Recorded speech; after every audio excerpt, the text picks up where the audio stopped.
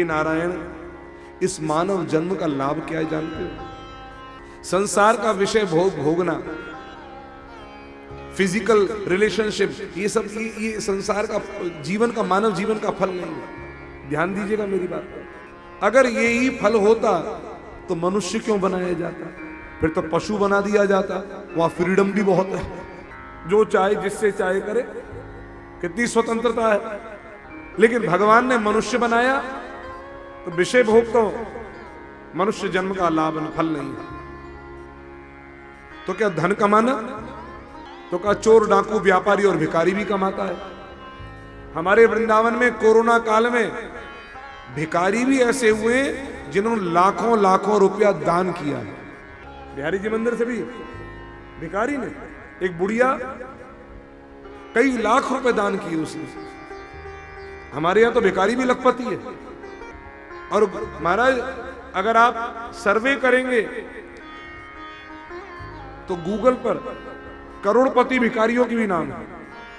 हाँ, एक नाम तो हम ही बता दें, पप्पू भिखारी पटना का। हाँ, आप विश्वास ना करें तो देख लीजिएगा बाद में, नाम याद रखिएगा, पप्पू, पप्पू भिखारी फ्रॉम पटना, नीचे लिखा हुआ आएगा ही इज करोड़पति भिखारी। तो ही तो पैसा कमाना, धन कमाना तो चोर डाकू व्यापारी और भिखारी भी कमाता है। तो कहा फिर तो नाम कमाना मानव जीवन का धर्म होगा। खूब नाम कमाओ, तुम्हारा नाम ऊपर बढ़ जाएगा। नाम तो महाराज डाकुओं के भी होते हैं, फिर चाहे कुख्यात हो या विख्यात, क्या फर्क पड़ता है? आपका और हमारा नाम कोई जाने ना जाने, लेकिन फूलन देवी का नाम जानता है कि नहीं जानता?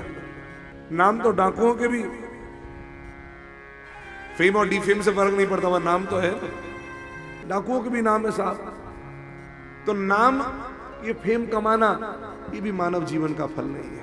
न नाम कमाना, न दाम कमाना, न विषय भोग भोगना, ये तीनों फल मानव जन्म के नहीं हो सकते। फिर मानव जन्म का लाभ क्या है? तो श्रीमद् भागवत महापुराण में श्री सुखदेव जी कह रहे हैं, जन्म लाभ परः पुंसाम् अन्ते नारायण स्मृति, अन्ते नारायण स्मृति,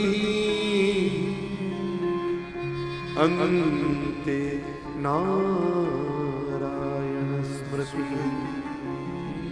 जन्म लाभ परः पुंसाम्, इस मनुष्य जन्म का सबसे बड़ा लाभ है मृत्यु के समय पर, अंत समय पर भगवान की स्मृति हो जाए।